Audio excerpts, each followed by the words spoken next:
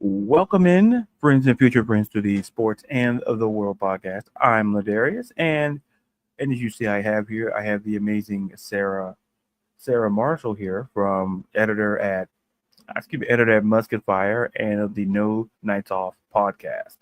But before we get into it, I just want to say one thing, and then I promise the show will be it'll be the show.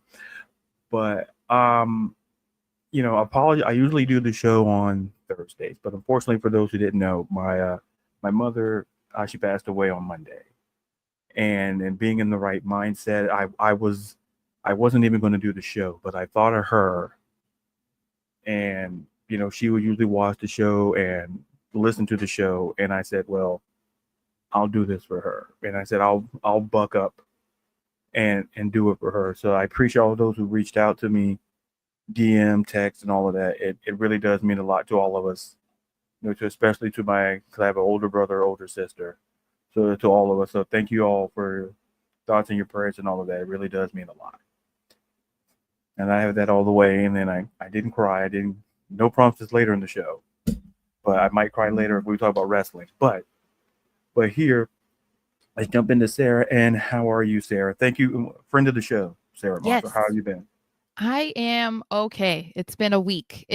We're getting to that point where it's a little chaotic in football because the schedule's all over the place. So, I'm having to take a random Wednesday off and whatever. But I'm excited because we're kind of getting into the thick of things when it comes to football, and some good stuff's happening in wrestling. So there's always a lot to talk about.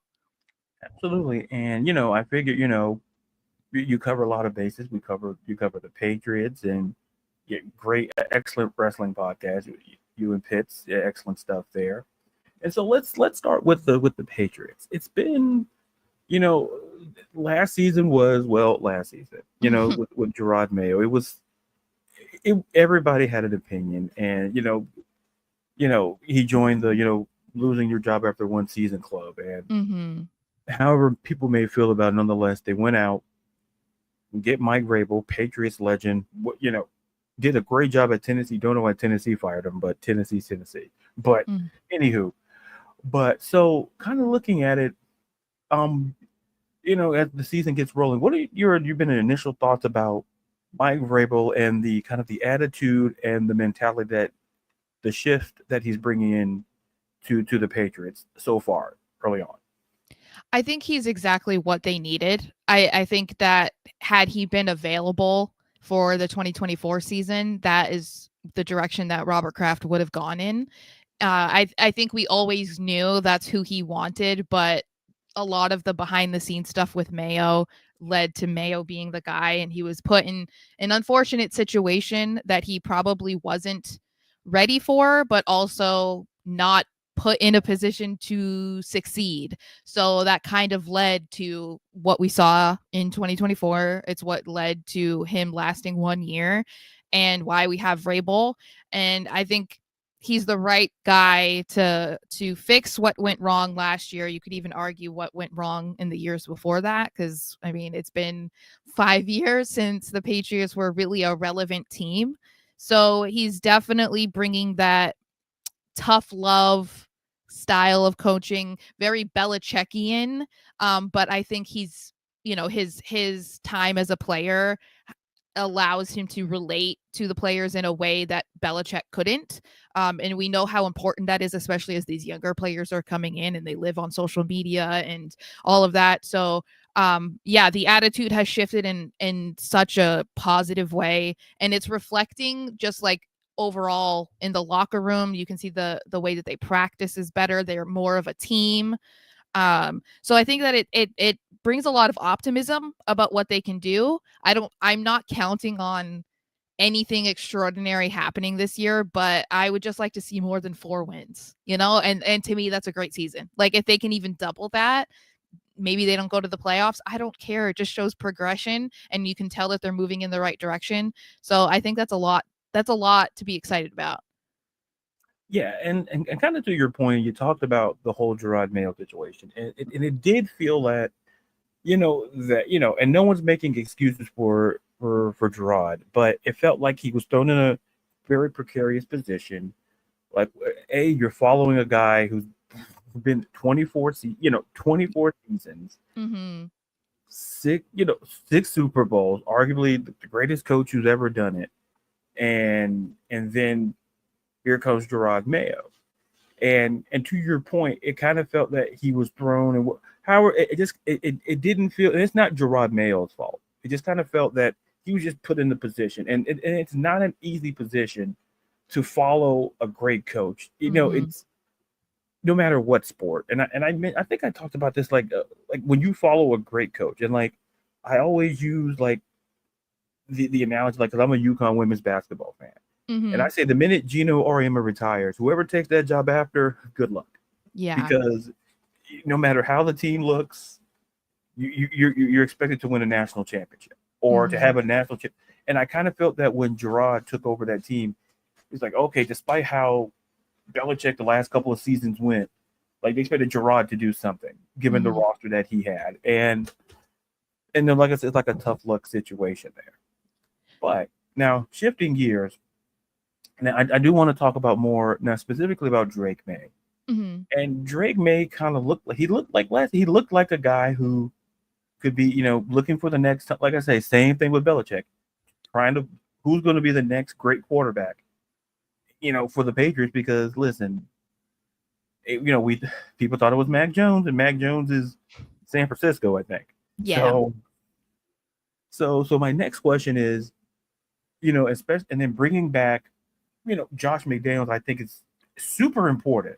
And I'll share my thoughts on the back end. I'm curious to get your thoughts now. What to expect offensively when you have Drake Maye, you got Josh McDaniels, and then their draft, adding Travion Henderson, adding Kyle Williams, kind of changing the dynamic of the offense. So curious about your thoughts about what to expect offensively or even defensively, or what do you expect as a whole, but specifically offensively first. We'll start there. I think I'm excited because I know that Josh McDaniels is kind of like a polarizing figure for a lot of people, and Patriots fans were kind of split on his return. But I think that, again, kind of like the Vrabel coming back to New England, it felt inevitable that this was going to happen with McDaniels after he was let go from the Raiders. And I like the pairing for Maye, because I think one of the biggest concerns anytime that you have a young quarterback is you want that consistency from an offensive coordinator. And that was something that, like you said about Mac Jones was not given that opportunity when he was in New England. He had a different offensive coordinator every single year that he was here. So the fact that they bring in somebody like McDaniels, where he's not going anywhere because he's not going to get another head coaching opportunity. So we know he's not going to get picked up somehow. So we know for sure he's locked down for a few years. That's a huge benefit for Maye. Then he has Tom Brady tape to watch. He has the Patriots dynasty era of Patriots football to watch. Like, you couldn't ask for better stuff to study and to be given in your second year after a rookie year that wasn't, offensive rookie of the year level, but it wasn't something to overlook because of everything that he was able to accomplish despite the unfortunate circumstances he was dealing with. The inexperience from the head coach all the way to the bottom of the totem pole of the coaching staff.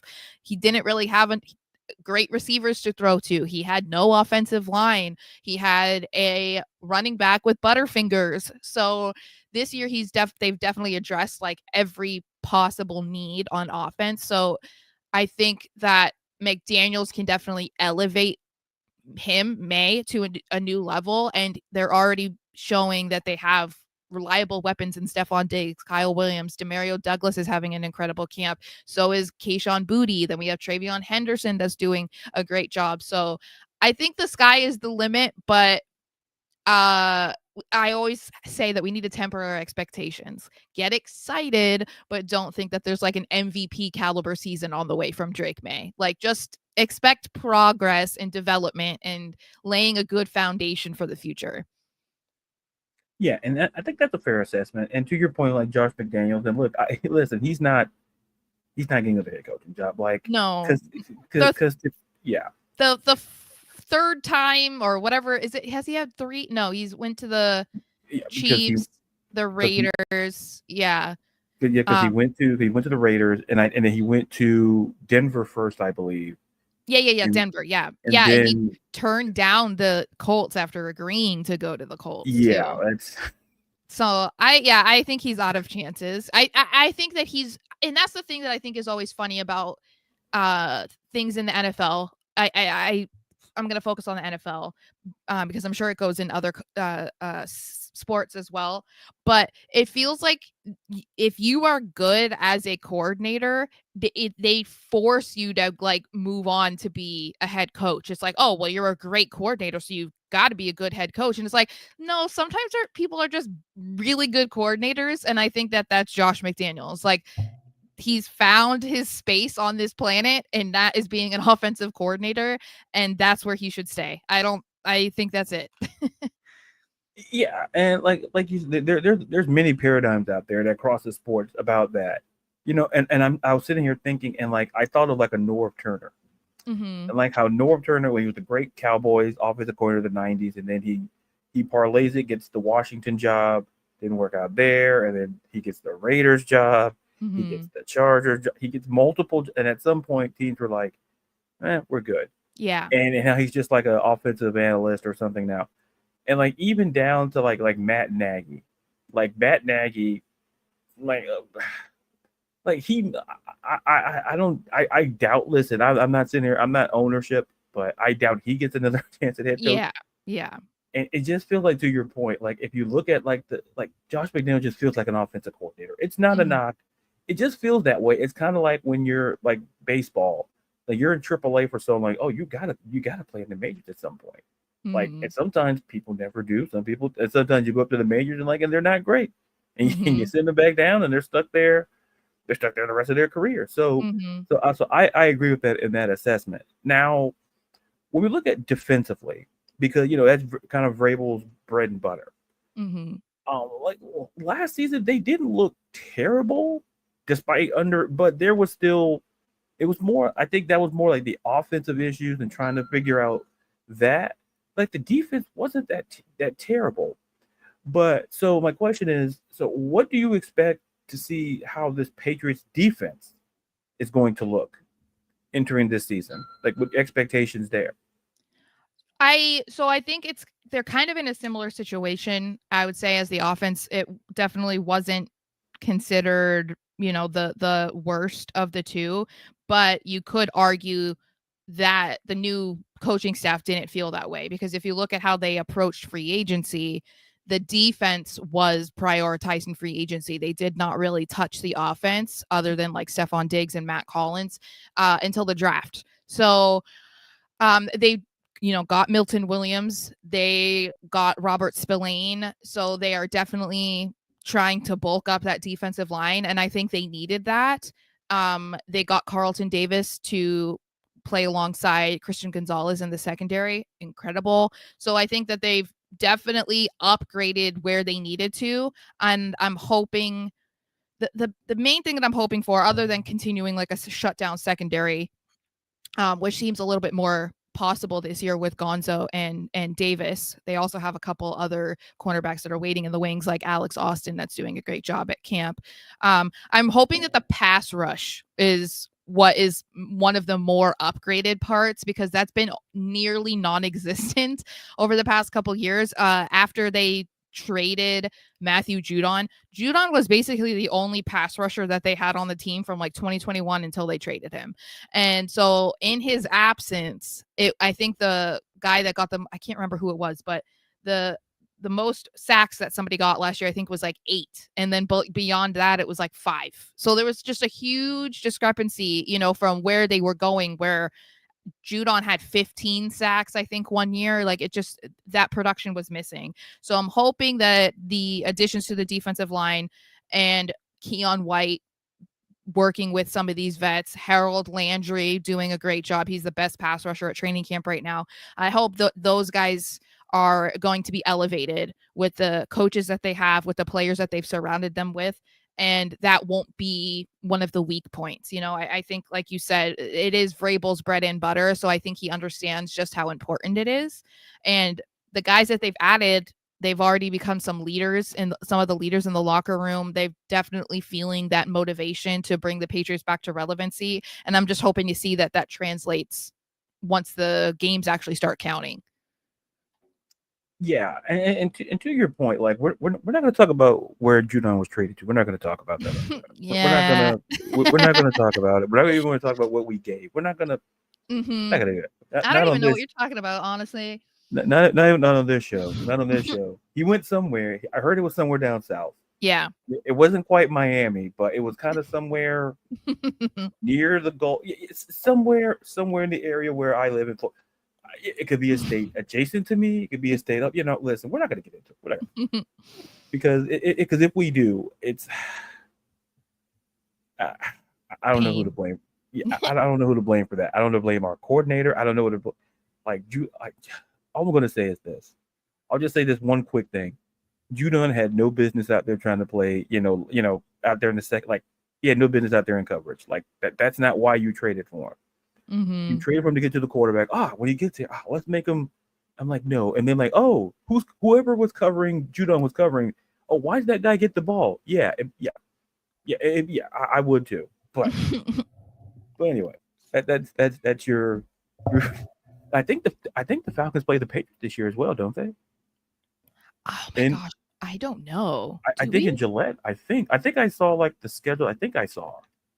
Oh my gosh, I really need to be better at remembering who we play because I'm not good at that. Yes, we play you guys week 9. Yes, at Gillette, week 9. So then I got to get my speech to the team before then. I'll have something ready. Yeah. I'm like, listen, thank God Judon's not on the team. But anyway. Well, and he's still a free agent, so that might tell you just how. Yeah. That's how his season went last year. Yeah. Oh, they're gonna give me a call, right? Sure. Mm-hmm. Who's gonna tell him? but so I guess to kind of put a button on this. So when you look at this AFC East, is very interesting. You got your Buffalo, mm-hmm. you got Miami, and you got the Jets, new head, similar situation to New England, new head coach, Aaron Glenn, defensive guy. This division, it feels like, Buffalo's going to run away with it. But like I said, football happens. Mm-hmm. And so when you look at and you talk about the expectations you had for the Patriots entering the season, so you don't necessarily put like a record on it, but and I think you kind of mentioned it. Do you feel that what would be the right amount of wins you would say that this was a successful season for the New England Patriots? Like I said earlier, I would like to see like at least 8 or 9, just because they haven't won that. I think the last time that they won 8, and they went 8-9 in like 2021, or 8-8 in 2021. I just want to see something. 8, 9, 10, something around there. They do have one of the easier schedules, at least the strength of schedules in the entire league. So it feels like, okay, this is your opportunity to take advantage of that, as you're going through these growing pains, I would say, of trying to rebuild and reestablish yourself as a competitive team. So I really just want to see progress, but I think that I would be disappointed if it was anything less than 8. I think that's a very fair expectation given the schedule and and I think like the big X factor is like, listen, coaching at if in any sport, like, I don't want to offend baseball people because I love baseball, but I feel like the NFL coaches add more wins in terms of more respectfully than NBA or NBA coaches and MLB managers. Like I don't like like MLB's 162 games. I would say managers impact that maybe 10%. Yeah, the season's longer, so it's like in football, there's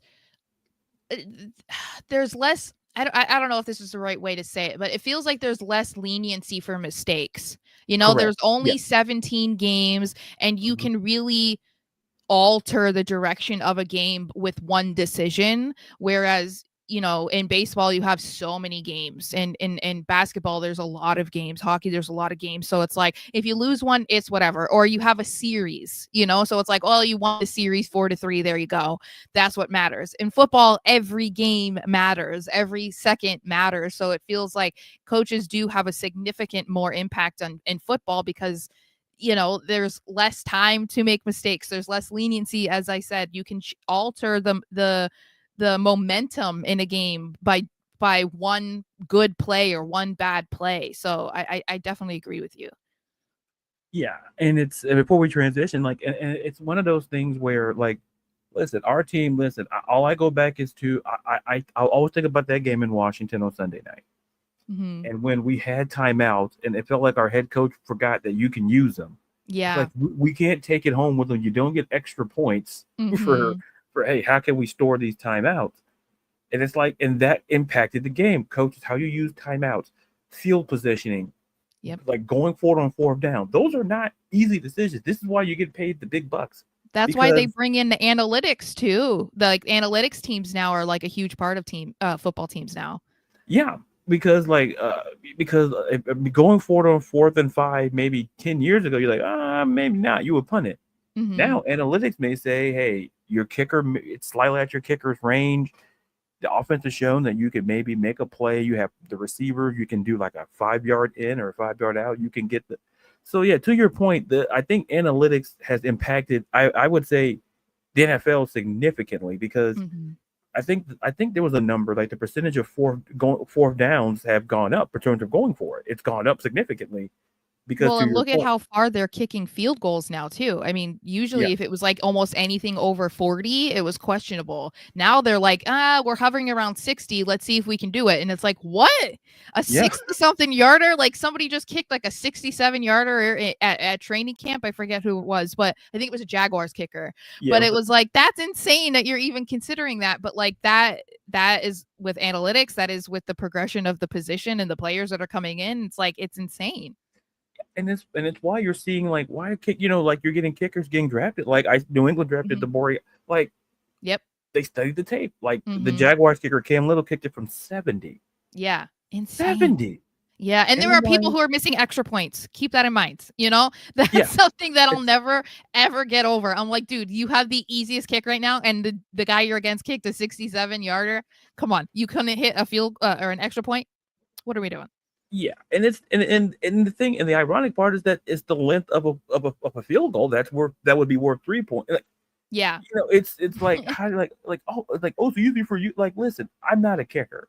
But Mhm. all I'm saying is, you give me a chance to stretch out my legs. I'm a little older. They give Mhm. me a chance to stretch because I ain't trying to go out on a stretcher with my leg in the air, like frozen in the air, Mhm. pulling hamstring. But it's like, it feels like you should be able to kick it. Like, I'm not one of those, like, oh, I can do it. But it's like, if you're seeing guys kicking it from like midfield, like it's nothing, like and yet when you're kicking it from like 30, 35 yards away and you're shanking it to the guy in the upper Mhm. deck, like I feel that's a problem. Like, Yeah. I'm Huge no. problem. So speaking of problems or not problems, let's shift to wrestling. Let's shift to WWE here. So much going on, and Mhm. you and I, we have conversations on Twitter about the wrestling, and we have, and I see you get into it, like, and like it's like when people post certain things, it's like, I think they're just doing it just to get a rise out of people. But anyway, Mhm. because that happened to me a while back. Like, I think Okay. I don't think I told you the story. I'll tell the story really quickly. It was after the Raw on Netflix, the very first one, Mhm. and so they commented, hey, what was your favorite, like, match so I put, like, everybody in the building knows, like, everyone knows I'm a Seth Rollins guy. Everybody knows that. I thought I made it clear on every wrestling episode I've ever done, every podcast I talk about wrestling. I always mention Seth. I don't care how we squeeze him into the show. We squeeze him into the show somehow.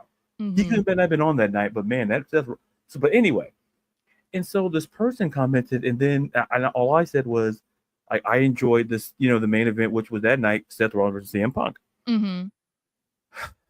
And then I mentioned like CM Punk on the microphone because cause like I did a side because this guy was just going on and on. So I was like, and then basically he commented, "Oh, he called me a mark," Oh, and jeez.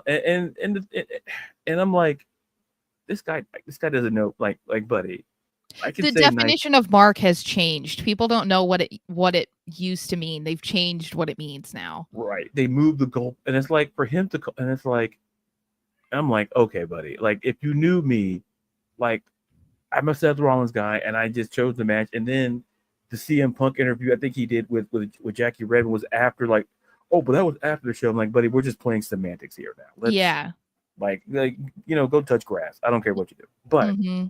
so sticking on the Seth Rollins train, Mm-hmm. all I gotta say is it was just like going back to Summers, it was just brilliant.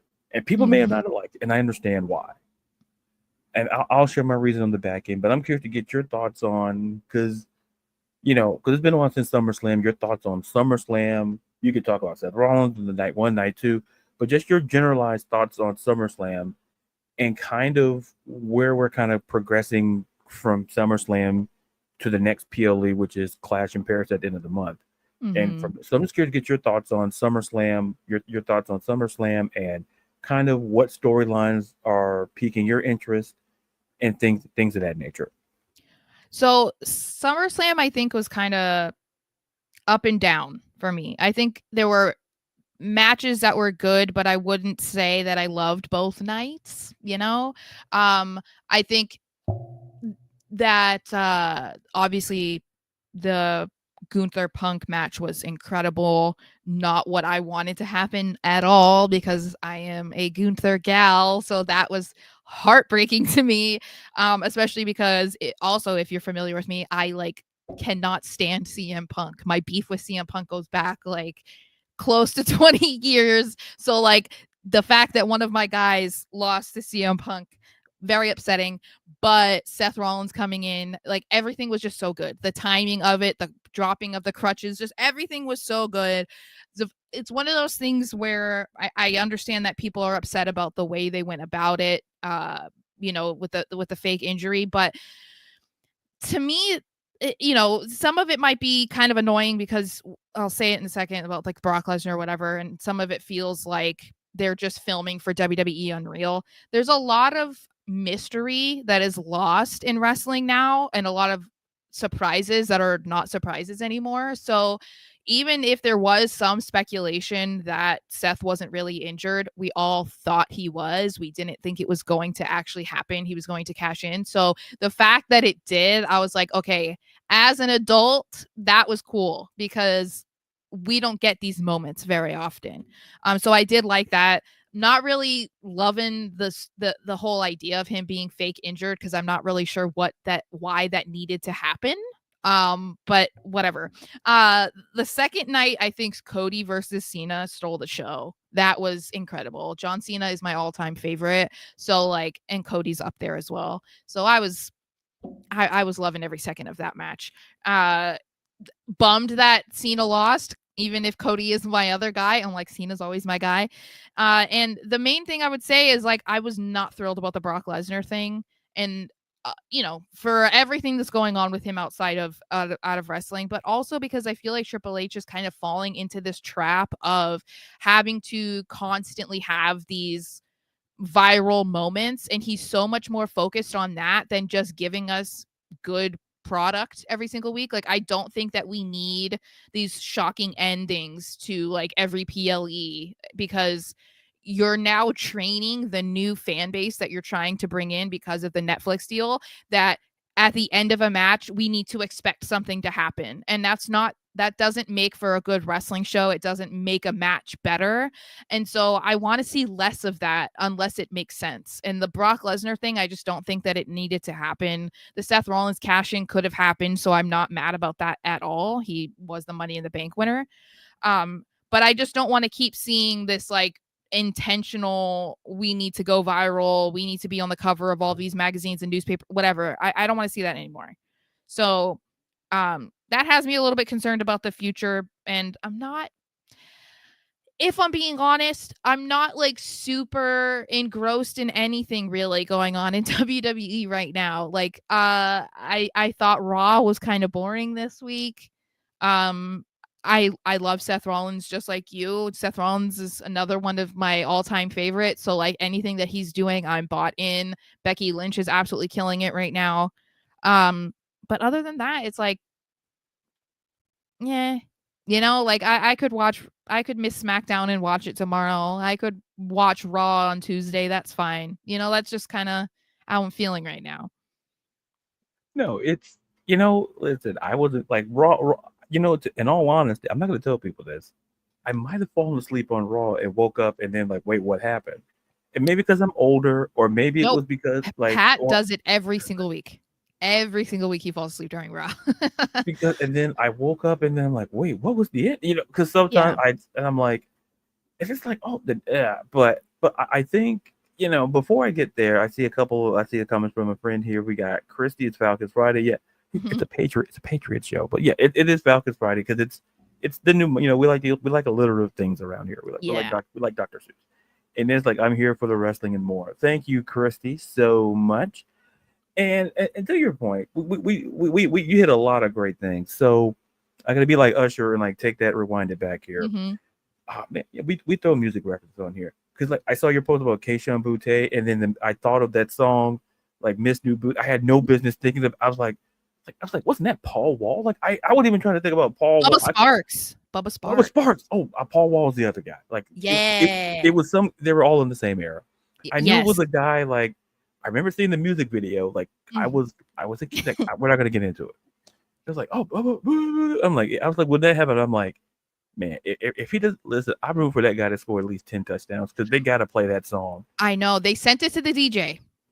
My request was sent to the DJ at Gillette Stadium. So I'm like, can you please? Because when Drake Maye throws a touchdown, they play "It's Gonna Be May" by NSYNC. It's gonna be me. It's gonna be May. So I'm like, yeah. When Keishon Booty gets a touchdown, can we play "Booty Booty Booty Booty" rocking everywhere, please? Listen. If need be, let's get Bubba Sparks there. Hey, let's get like Bubba Sparks. Yes. Oh man, that took me back to a place like I thought I was buried, but we got it back. Yes. We got it back.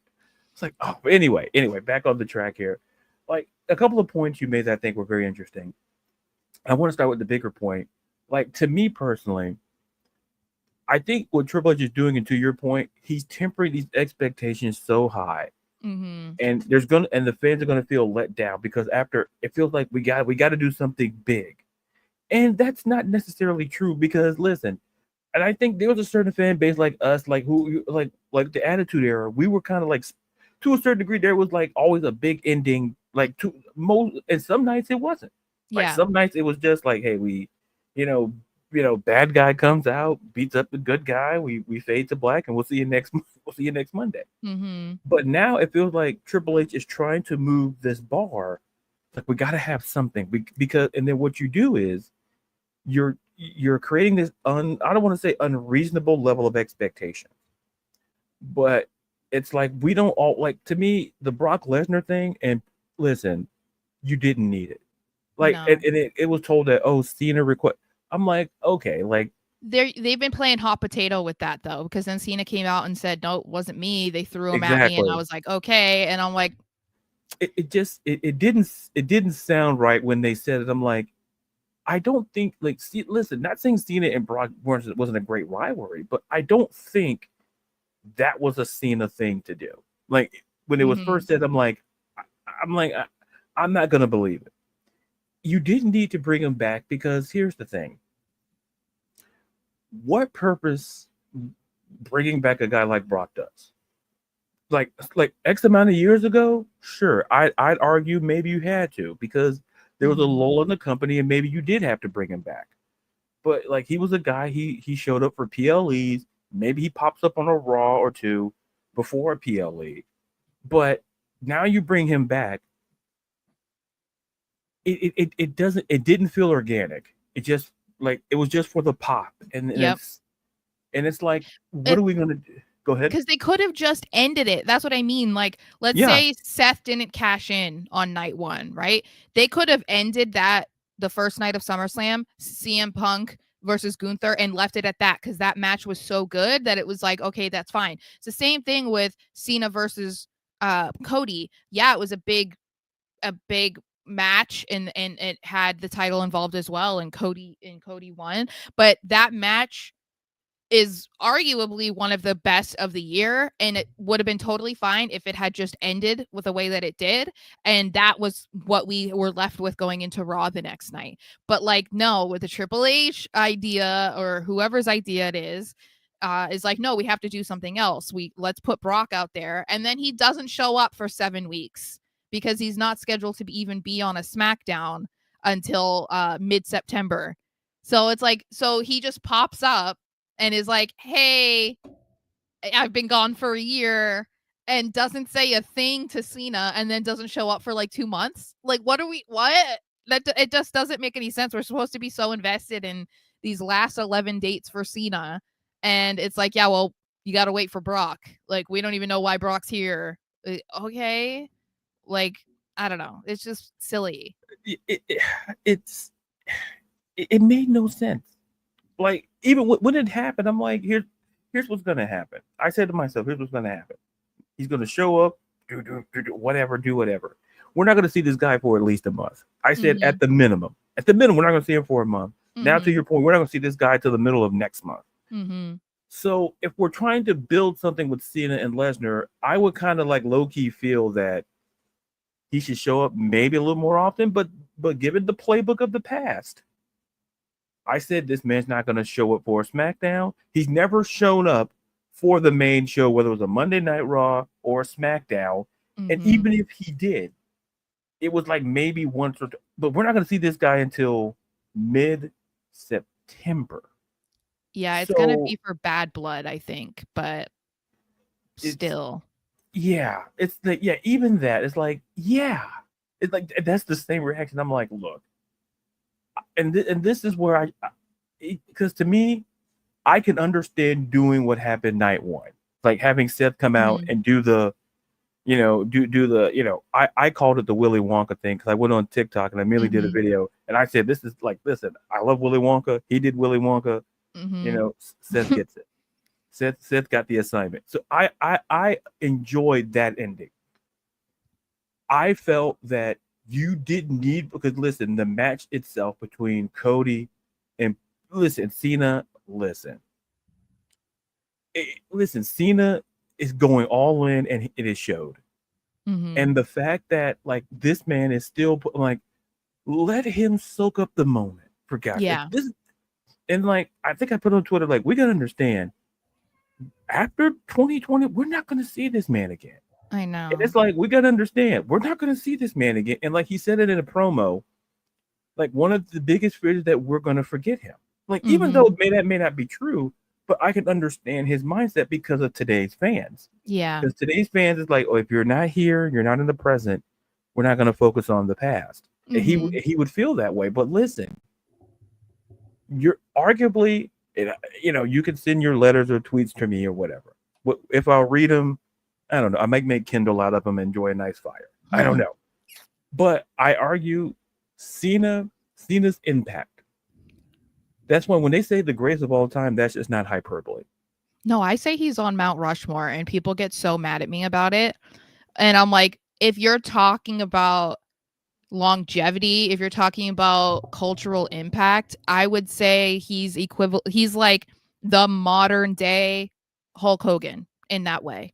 Because people still know who Hulk Hogan is until the day he died. He was known as Hulk Hogan. No one called him Terry Bollea, like that. He didn't establish himself something else. People associated him with his catchphrases, the red and yellow, the boa. I mean, if you're like me, you only really acknowledged Hollywood Hogan, the NWO. So Cena is very much the same way. People know who he is. They do the "you can't see me," like they know exactly who he is. And he was on top of the company, carried the company on his back through some of the worst years in WWE modern day history.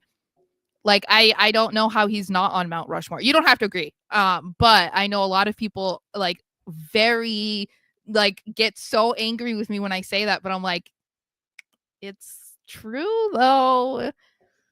Yeah, my thing is, it's like when we're talking modern, I feel like I defended Seth Rollins Mm-hmm. in that regard because like to your point with Cena, I remember like what was 2004. That was a there was a spell where it was like we didn't know what was going on. Well, even But like 2009, 2010, 2011, yeah, those like years were really bad. yeah, because I remember like it was '04, and then I said, and then less than a decade later, we get like 2009, we get like 2012, 2013, like we started to, but Cena was the consistency, Mm-hmm. and I tell people that the way you feel about Cena is the way I feel about Seth Rollins. Mm-hmm. It's because of the workhorse mentality. Because we have to understand, like, like, and I made this point because some people, when Cody Rhodes came back, and we knew it was going to be Cody Rhodes at wrestling, we all it was Mm-hmm. the worst kept secret in wrestling. Yeah.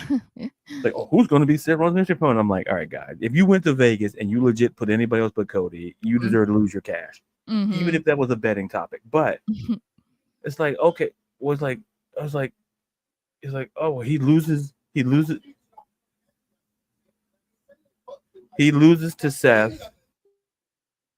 Seth, and then no, excuse me, he excuse me, he loses to Cody. Cody, excuse me, and what's happening is that it's the consistency. You know, it's like then Mm-hmm. in that series, like, oh, you lose every match in the series. It's like, oh, they're burying Seth Rollins. No, they're not. Yeah. And like when they built him up to be the first, like I'm like, and then he became the inaugural champion. I'm like, Mm-hmm. folks, he was the workhorse. It was a work like it's like a defending Seth Rollins in that way. Mm-hmm. In Oh, that in I that go I ahead. do it with Seth Rollins too. Seth Rollins is from his days in the Shield, because I didn't get to watch that much of NXT when he was in it. But I've loved Seth since the Shield, and I defend him constantly. I was just going at it with people actually online because it was his 15-year anniversary with signing with WWE, and somebody had commented and said something like, oh, and for all 15 years he's been living in Roman's shadow. And I'm like, what are we talking about? He's never once lived in Roman's shadow. And I think that it's really interesting to see now that Triple H is in charge, because we know that Seth Rollins is a Triple H guy and Roman Reigns was Vince's guy. So it's really interesting to see how different Seth is treated since Triple H took over, because if you ask me, it always should have been Seth Rollins. Seth Rollins should be in the position that Roman is in. And it just didn't work out that way because he wasn't a few inches taller. He wasn't Samoan, and he wasn't moldable in the way that Roman was, because Seth was already a star when he came out of NXT. Roman wasn't anything. He was the silent enforcer. He was the Solo Sikoa of the Shields, you know, and we know that Vince loves to make guys his creation.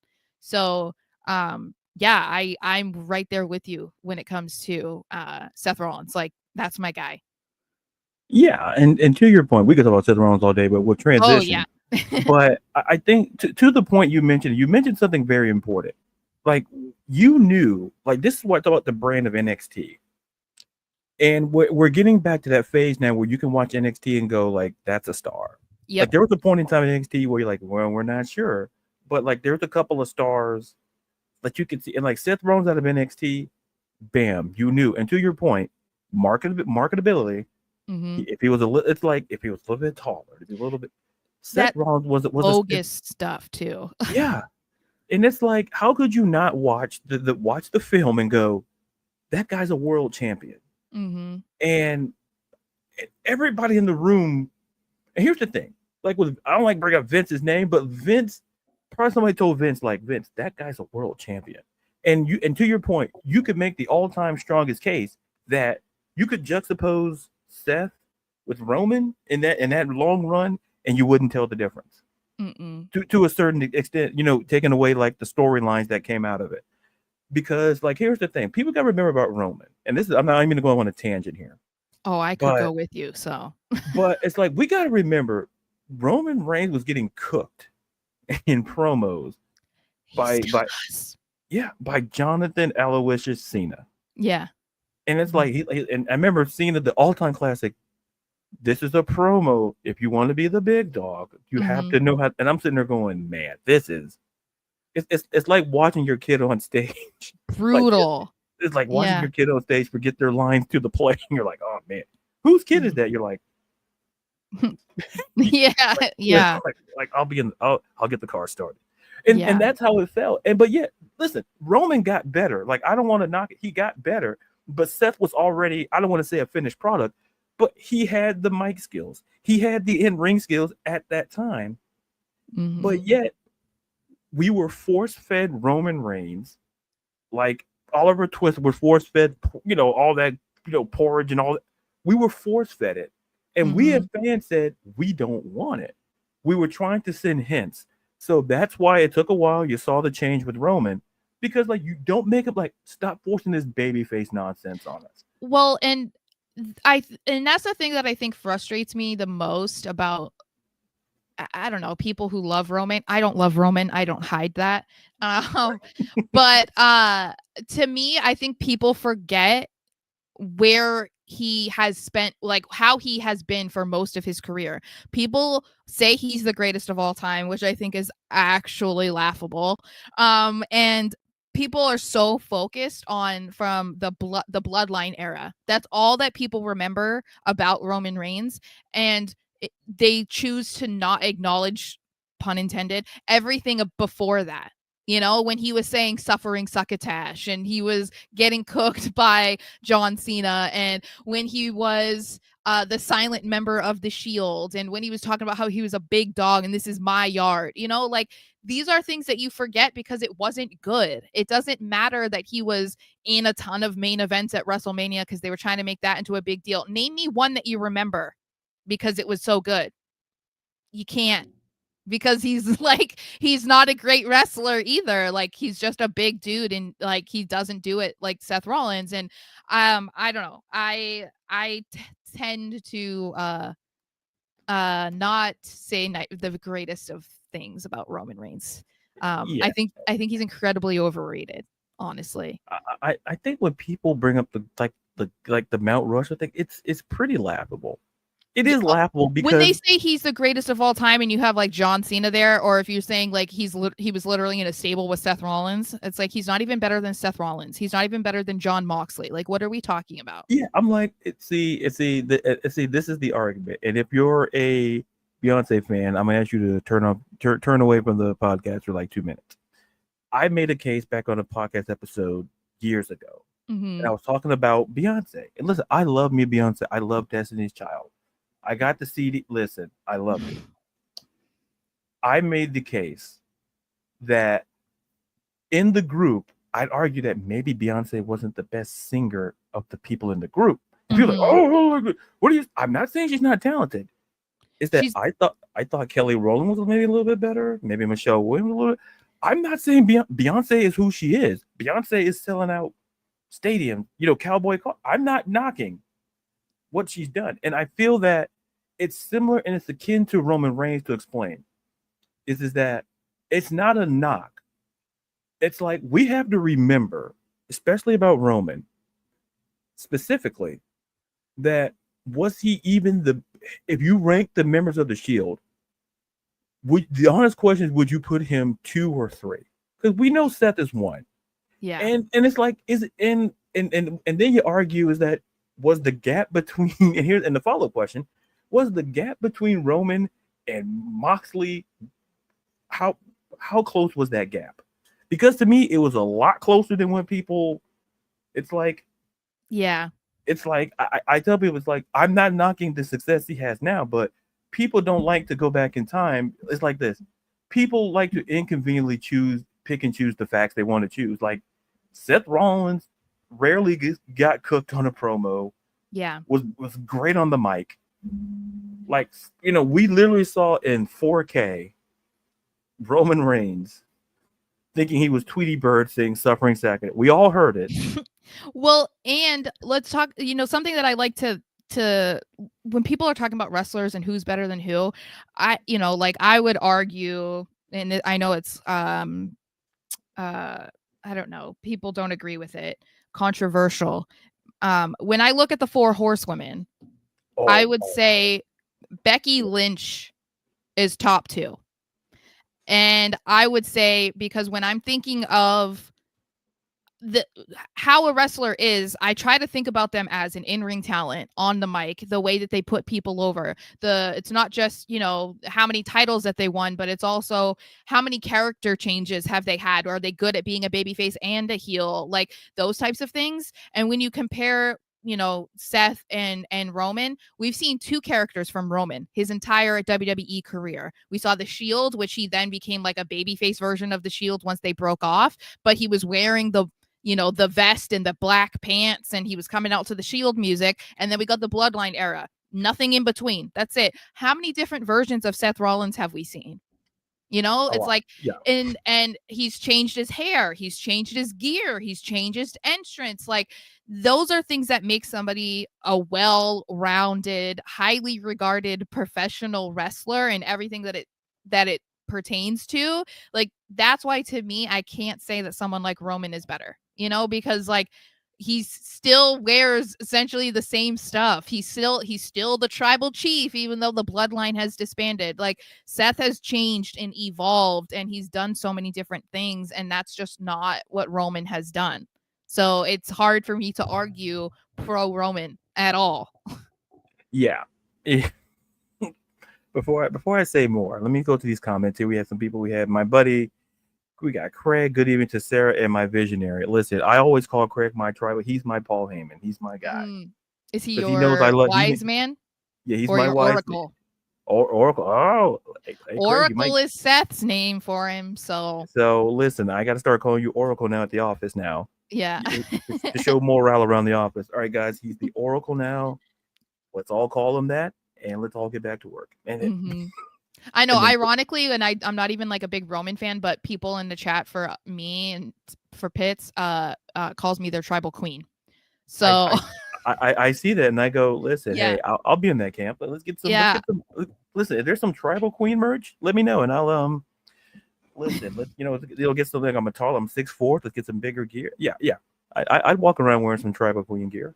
Love it. And we got Craig saying like Roman was very Kevin Nash-ish at his start. He was the muscle, the silent enforcer. Like I said, he was the muscle. He was not given the mic because he's so bad. He was so bad. There are clips of it online. Like there's a reason why Seth was the main talker and then Dean was right behind him.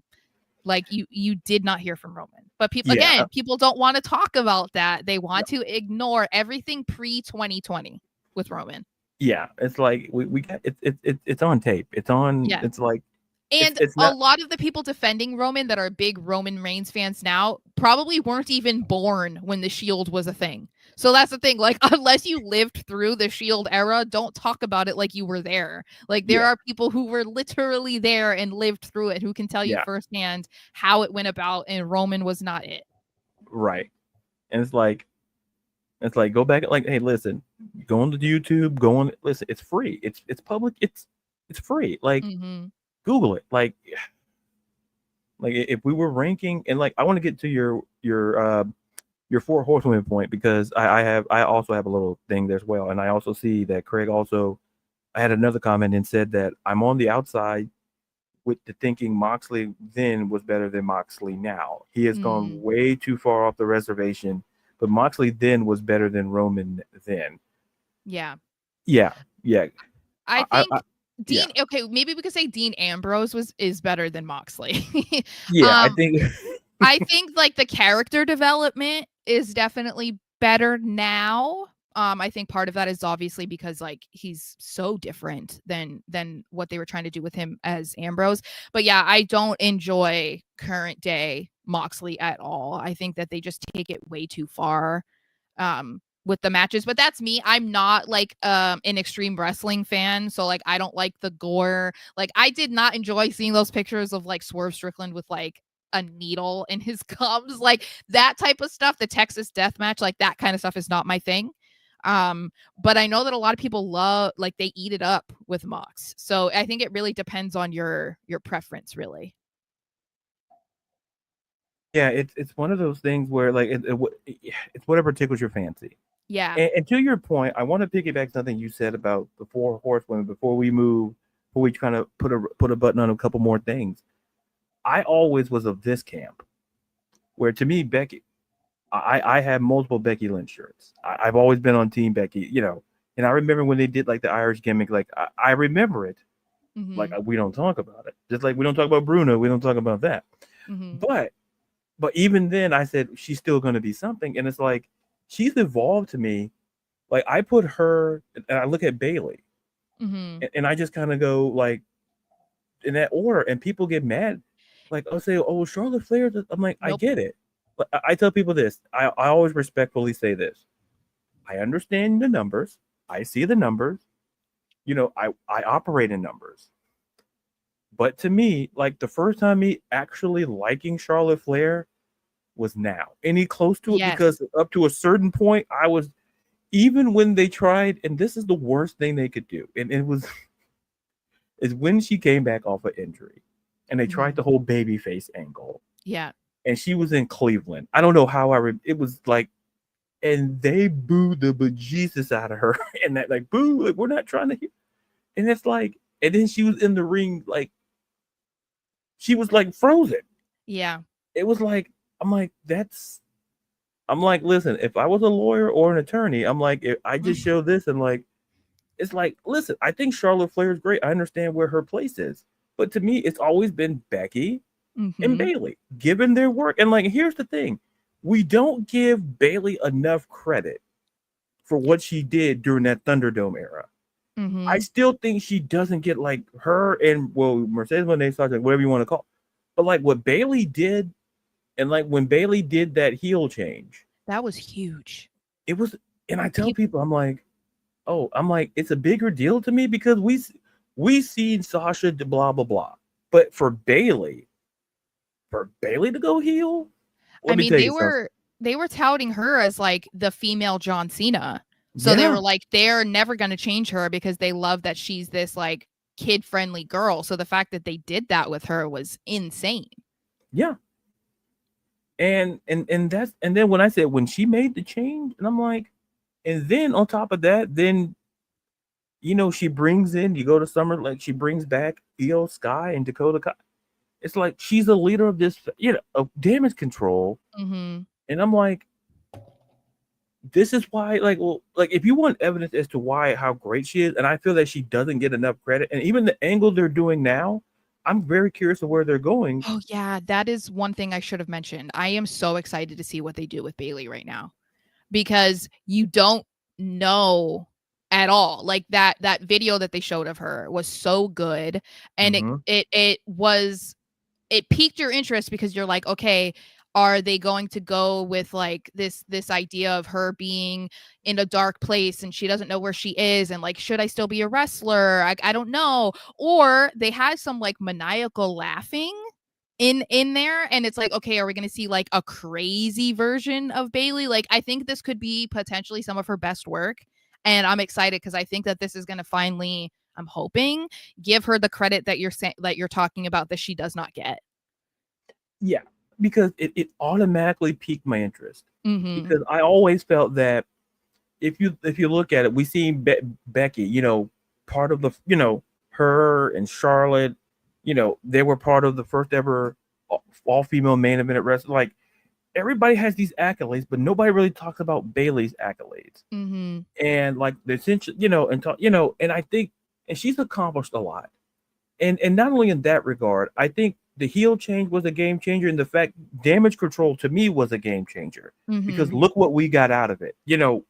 Like Dakota Kai is very, like, I always say, if she was healthy, we always hear it at every sport, like if she was healthy, like my money would have been on her to be the inaugural women's that would have been my kind of way to go. And then for like Io Sky, and then Io Sky is a multiple time world champion, arguably the best women's wrestler in the company. Yeah. That's to me, I'm not going to argue that point, because listen, you could argue Rhea, you can argue Io. I lean toward Io, because of like Genius of the Sky. I like when she goes in the air. It's always going to be fun to watch. Yeah. Like watching her wrestle, and people understand. And that was all Bailey. And it's like I still feel like I said, we don't give the credit. I think she has had almost like she's had more of an impact, I think, like on the crowd. Like, because if you look, like a lot of little girls have idolized her. I mean, Izzy has grown up to be a wrestler because of Bailey. So it feels like a lot of the impact that she's had is on the audience and then like behind the scenes, because we know how much of a champion she is for women's wrestling. She's was an advocate to get Evolution 2 back. So it feels like she doesn't get credit because the things that she has done for women's wrestling specifically is not something that's on her resume. You know, the same way that people are like, oh, well, Charlotte Flair is a 14-time champion. Cool. Like, what else has she done? You know, like that doesn't make somebody in their entire career, you know? So I think it's like, until we see a little bit more payoff for Bailey on screen, she might not get that credit, which I think is unfortunate. Yeah. And it is, to your point. And people get so mad because they know I like Becky. Like, you like Becky and Seth. What a surprise. Like, duh. Yeah, of course. Yeah, it's like I liked them before I knew they were dating also. Right, so. Exactly. It's like, you guys are like, oh, they're like, yeah, whatever. Revisionist history, whatever. Yeah. It's like when I talk about Becky, and then I say, here's the thing. I can make the same case when Becky went down to NXT. Becky put people over. She's the reason Tiffany got called up when she did. Exactly. And people don't, like, people were like, she was on the precipice, but when it came, when she fought Becky Lynch, okay, we can put her up. You know, and she went down to NXT. And you look at those matches, like when she first fought Lyra. It's like she went down there to make the women's division NXT better. And now look at the women's division NXT. Now and it gave us Julia, who's now the Women's United States champion. You know, you're going to see a lot more called, like I say, you know, given time, potentially, like I think Jada Parker, you know, is someone on the radar. There's a lot of talent down there. And Becky, Natalya, like a lot of these women go down to NXT. And it used to be, and to me, it's not a demotion. If anything, they're helping. Yeah. And so people have to kind of like, it's not like you're getting sitting down from AAA to AA. No, you're essentially getting, to me, I feel NXT, you can make a case, is somewhat on par with the Raw and the SmackDown with the main shows. It's not seen as a negative thing. Is you want to help that women's division. Like Natty went down there, but the whole thing with Roxanne, like they all, like, that's why I look at Becky and Bailey the way that I do. And people are like, oh, Charlotte, like, great, that's fantastic. So show me something. She's a great in-ring performer. Okay, not great on the mic, and she's literally been Charlotte Flair, the daughter of Ric Flair, her entire career. There's not been any sort of change. Babyface or heel, she is Charlotte Flair. She is the greatest of all time. She is Ric Flair's daughter. Like that is all that she's ever been. So that's why I like don't put her in the top, because I'm like, again, you're not showing that you can be anything different. It's the same thing I would say, like Sasha Banks, Mercedes Moné, great in-ring performer, not strong on the mic, which that's all she's always been. And I don't think that you always have to be strong on the mic, because if we're talking about some of the greatest of all time, Rey Mysterio, one of the greatest of all time, not great on the mic, but you don't care because his in-ring performance, makes up for it.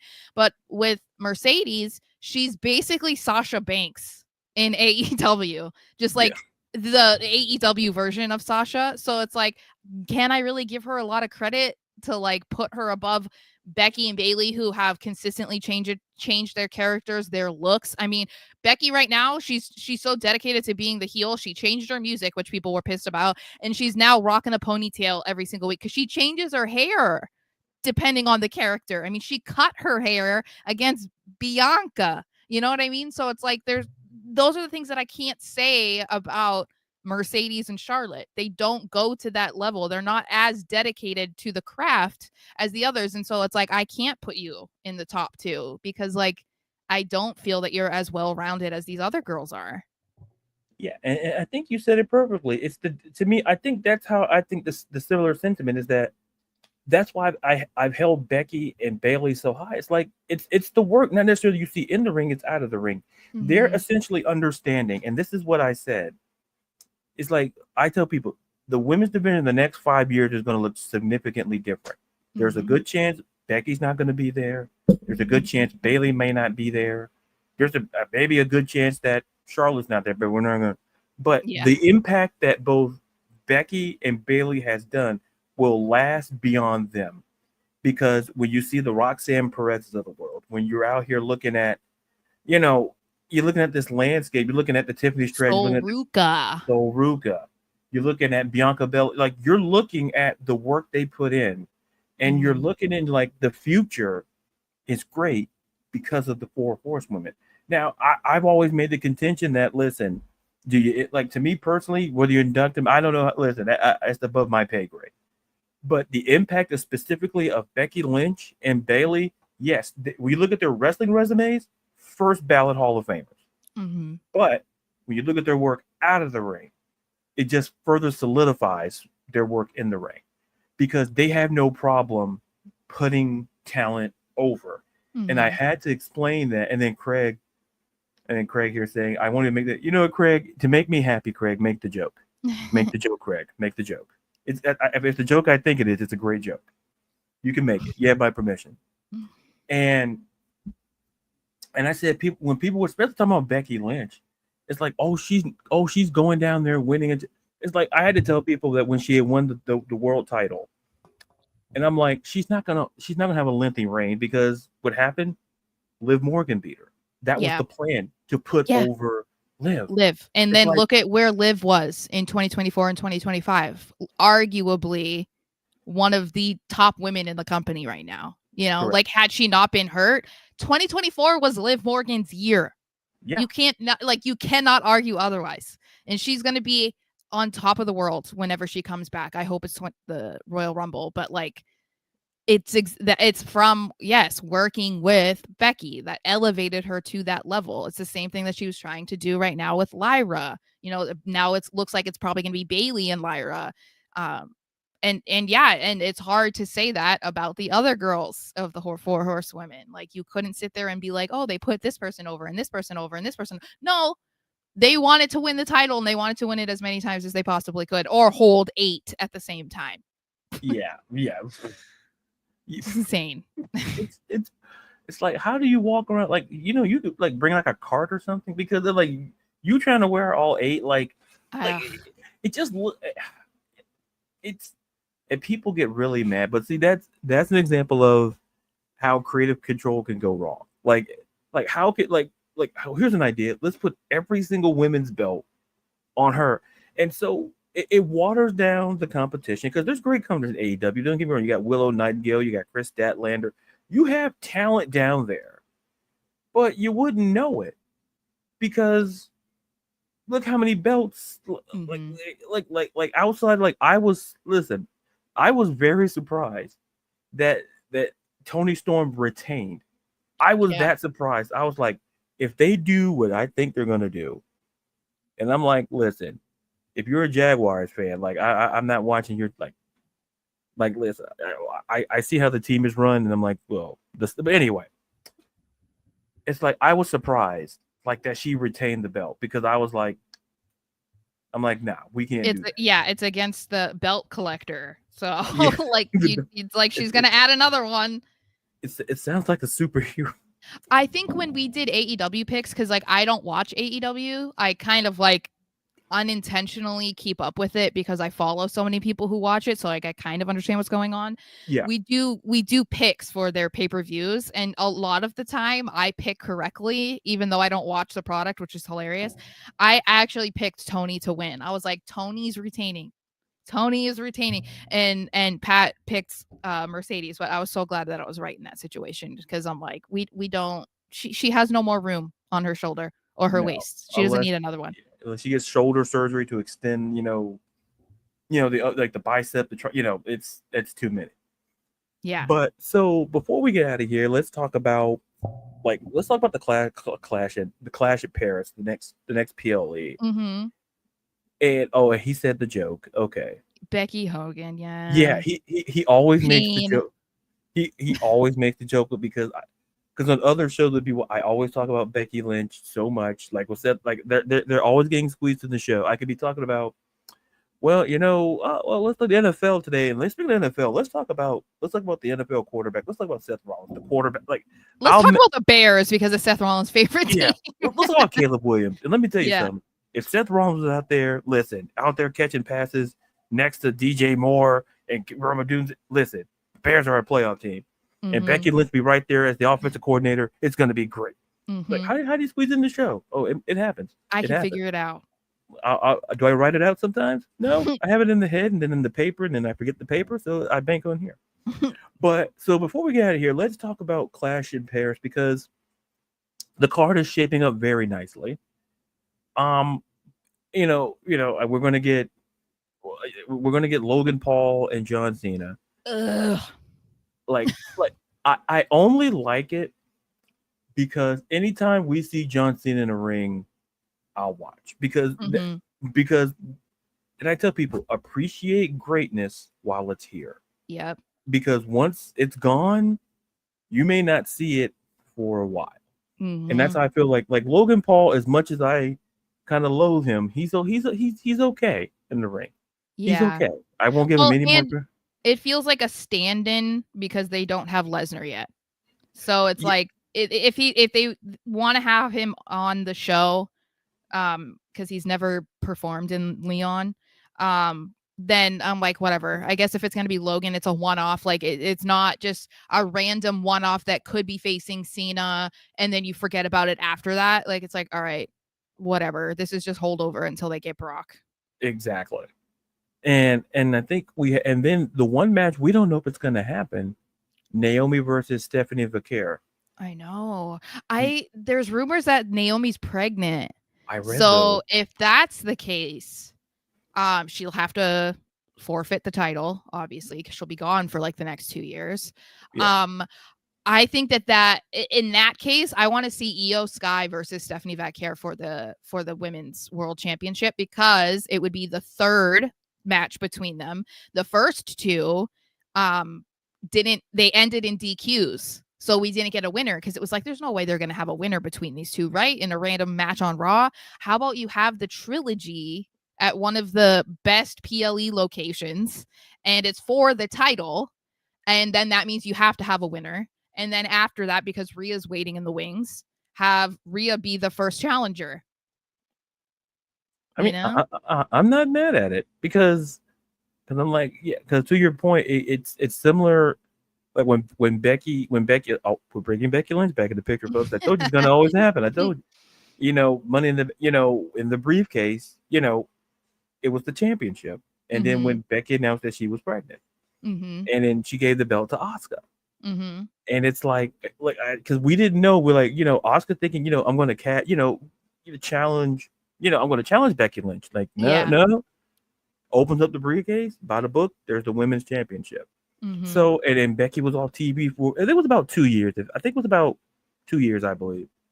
So if that's the case, then, it's a situation. It's like this. It's where like Naomi's when she comes back, be back and better than ever. Whenever she does, because if that's the case, and if the rumors are true, then I wouldn't be mad at an Io or Vaquer, or if they try to do some kind of triple. Like they're going to do something. I feel like if Io is involved in it, that's the way to go. Given, like to your point, you mentioned the matches that we never got a clear winner. Let's do that because listen, like I said, Io's guy. Listen, I put her a little bit over Rhea in terms of like the best in the company right now. And you can make a case for a lot of them, but just something about Io, when you watch her in the ring, it's like, I'll put it this way. I think what it is, it's whoever she wrestled, it feels like it's comfortability. It feels like it's going to be a great match because she can fight with pretty much anyone. And not a lot of people can do that.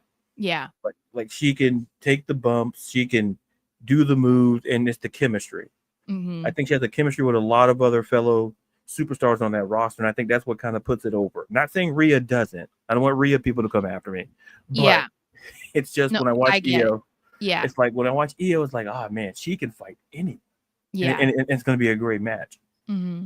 And so, and I don't think Becky's on the card. I don't think officially. Yeah. But if I had to guess, if they do, I think we get Becky and Nikki Bella for the that's listen, I had the same, like, people are like, listen, were you like, listen, what she did to Nikki Bella on the microphone Oh my was gosh. just, and it's like you can't Incredible. see him anymore. I'm like, I'm done. I I'm know. like, Okay. I don't like Nikki Bella. I guess this is the show of me talking about everyone I don't like. But I am not a Nikki Bella fan. I never was. But people were really upset with Becky mentioning Cena. The problem is that Nikki still talks about Cena. So and then so it's like you have that. Secondly, you mentioned her hot husband. Okay. right. You mentioned her hot husband. You open that door. So she's going to hit you where it hurts too, because that was what you were doing. And the most relevant thing for you is Cena, who you still talk about despite not being together for, I don't even know how many, like 7 years or something at this point. Yeah, like almost a decade. Yeah. Yeah. So I don't love that. I don't love that that's probably going to be her match. The only thing I can hope for is that Nikki loses. I need Nikki to lose. So yeah, otherwise I'm going to be very, very upset. Yeah, I might have to take a flight over to the I'll see the Storm Elysee, but I need to go find out what these guys are fighting. I got to stop something. Yeah, I'll have to send a very mean letter to Triple H if that's the case. Bonjour. Yeah. Yeah. Bonjour, Senor Triple H. Yes. Because we do a lot of things on it. We do a lot of great things. And then I don't know if I think we might get Cody and Drew. I love that. I wouldn't. I love and hate it. I love and hate it, actually. I love it because I think Drew deserves to be in the title picture. I hate it because he's not going to win.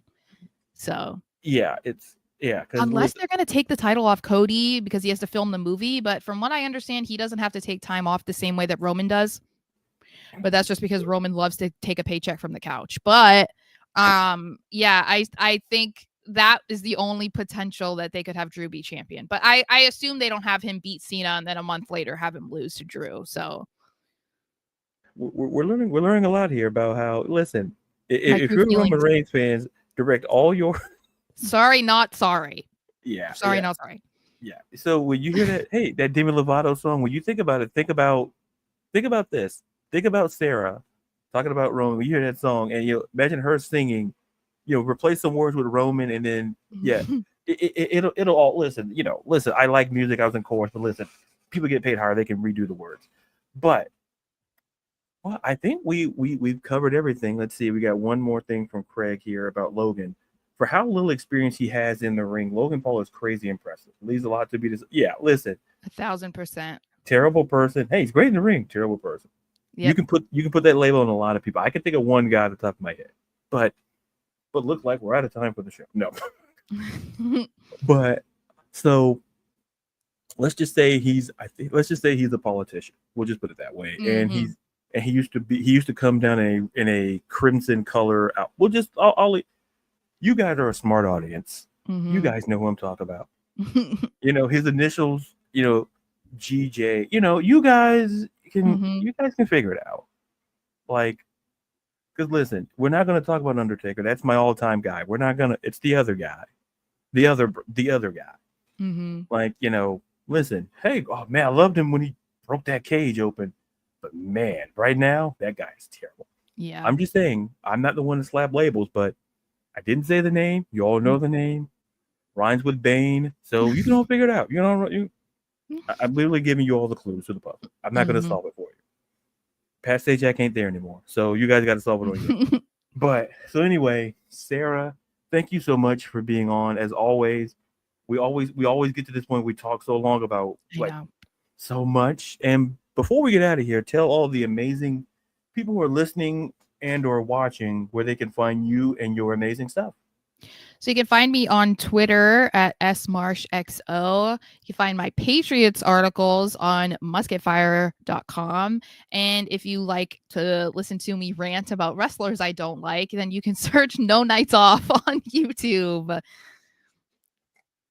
I'm really good at ranting about the things I don't like. Yeah, I do So, too. Like, yeah. I can't wait till we get the wrestling show I have back up because, oh man, the stuff I say about like the show, like oh man, it's like, look, we like who we like, but we also know who we don't like. Mhm. And listen, I'm not saying Charlotte Flair's a terrible person. I'm not saying that. No. But if you give me a choice, because life's about choices.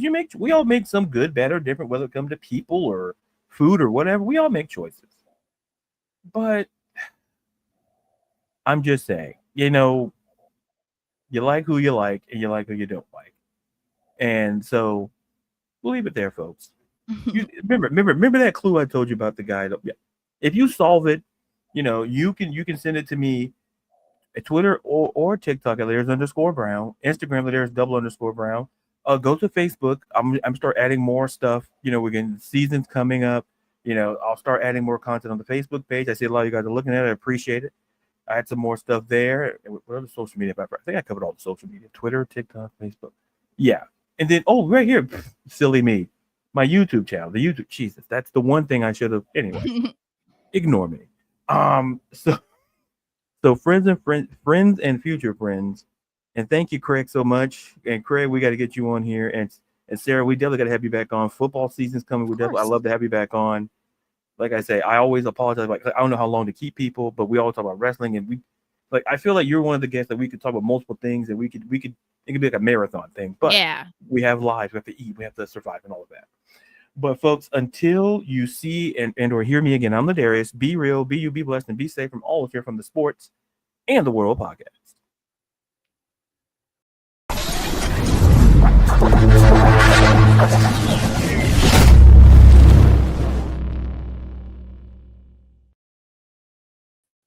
And we're going to be clear.